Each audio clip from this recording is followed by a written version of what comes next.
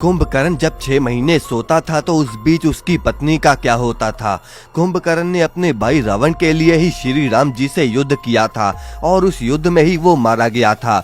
अब दोस्तों, जब कुंभकर्ण 6 महीने सोता था तो उस बीच उसकी पत्नियां क्या करती थी। वैसे कुंभकर्ण की 2 पत्नियां इतनी शक्तिशाली थी कि वो चाहती तो श्री राम जी को हरा भी सकती थी। दरअसल कुंभकर्ण की पत्नियां आम स्त्रियां नहीं बल्कि बहुत ही शक्तिशाली थी और उसके बच्चे और भी बड़े योद्धा थे। आइए दोस्तों, आपको कुंभकर्ण की कुछ ऐसी बातें बताते हैं जो बहुत ही कम लोगों को पता है। कुंभकर्ण भी दोस्तों रावण की तरह ही महाज्ञानी था, लेकिन श्राप के कारण उसकी शक्ति छीन ली गई। जब कुंठ लोक में कुंभकर्ण और उसके भाई रावण जय और विजय के रूप में विष्णु जी के द्वारपाल थे तो उन्होंने कुछ ऋषियों का अपमान किया था, जिसकी वजह से उन्हें श्राप मिला और इसीलिए दोनों भाइयों ने राक्षस योनि से जन्म लिया। उन्हें पिछले जन्म का कुछ याद नहीं था, बस एक विष्णु जी की बात याद थी कि मुक्ति पाने के लिए उन्हें भगवान के हाथों मरना होगा। कुंभकर्ण जानता था कि उसे जो सजा मिली है वो उसे भोगनी ही पड़ेगी, लेकिन रावण चालाक था।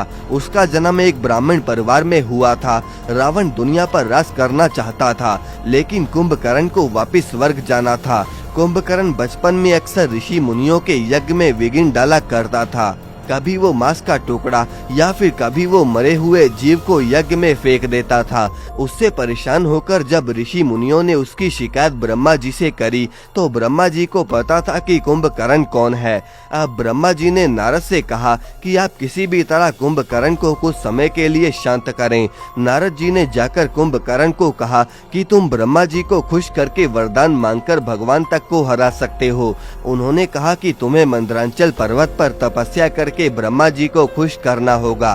कुंभकर्ण रास्ते में ही था कि उसकी नजर एक खूबसूरत कन्या पर पड़ी और वो स्त्री कोई और नहीं बल्कि व्रजवाला थी और उसके पास कई मायावी शक्तियां थी। व्रजवाला को कुंभकर्ण ने कहा कि हे कन्या, हमारा तुम पर दिल आ गया है और हम तुमसे विवाह करना चाहते हैं। लेकिन व्रजवाला कुंभकर्ण से करीब 2000 साल बड़ी थी। अब कुंभकर्ण ने उसी समय व्रजवाला से विवाह कर लिया और दोनों ने काफी समय साथ बिताया। कुंभकर्ण अब वापस तपस्या के लिए पर्वत पर निकल पड़ा और इसी बीच भगवान शिव ने पार्वती जी के लिए सोने की लंका बनवाई थी और वो एक विद्वान पंडित को ढूंढ रहे थे। और तभी रावण ने लंका का गृह प्रवेश किया और जब बात दक्षिणा की आई तो रावण ने दक्षिणा में लंका ही मांग ली और शिवजी ने वो सोने की लंका रावण को दे दी। रावण ने अब सभी ग्रहों को लंका में बांध लिया।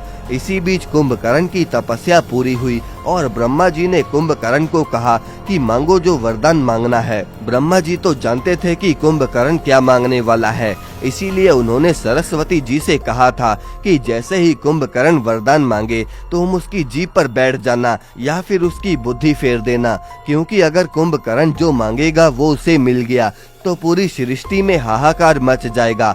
कुंभकर्ण भगवान से इंद्रासन मांगना चाहता था, लेकिन उसने गलती से निंद्रासन मांग लिया और निंद्रासन का मतलब होता है हमेशा सोते रहना। अब ऐसे तो कुंभकर्ण हमेशा ही सोता रहता और इसीलिए ब्रह्मा जी ने वरदान में बदलाव करके कहा कि कुंभकर्ण 6 महीनों में एक ही दिन जागेगा। कुंभकर्ण की पत्नी व्रजवाला के 2 बच्चे थे, कुंभ और निकुंभ, और इन दोनों भाइयों को शेरावाली माता ने मारा था। इसके अलावा कुंभकर्ण की पत्नी व्रजवाला को वरदान था कि उसके हाथों से बनाया हथियार सृष्टि का सबसे अच्छा और मजबूत हथियार होगा। कुंभकर्ण ने दूसरी शादी कर्कटी नामक राक्षसनी से करी और उसके साथ कुंभकर्ण का एक और बेटा हुआ भीमासुर। कुंभकर्ण की पत्नी व्रजवाला 6 महीने हथियार बनाती और कुंभकर्ण के लिए खाना बनाती ताकि 6 महीने बाद जब कुंभकर्ण जागे तो उस खाने को खाकर उसकी भूख मिट सके। और कुंभकर्ण की दूसरी पत्नी कर्कटी अपने राज्य में अपने बेटे को लेकर रहती थी ताकि रावण और कुंभकर्ण की श्री राम से लड़ाई में उसके बेटे को कुछ न हो जाए। हालांकि बाद में भीमासुर का वध भगवान शिव ने किया और उसी जगह पर आज भीमाशंकर नाम का मंदिर भी है। तो दोस्तों, ये थी कुंभकर्ण के बारे में कुछ ऐसी जानकारी जो बहुत ही कम लोगों को पता है। आप अपने विचार हमें कमेंट में जरूर बताएं और इस वीडियो को लाइक करके चैनल को सब्सक्राइब जरूर कर दें।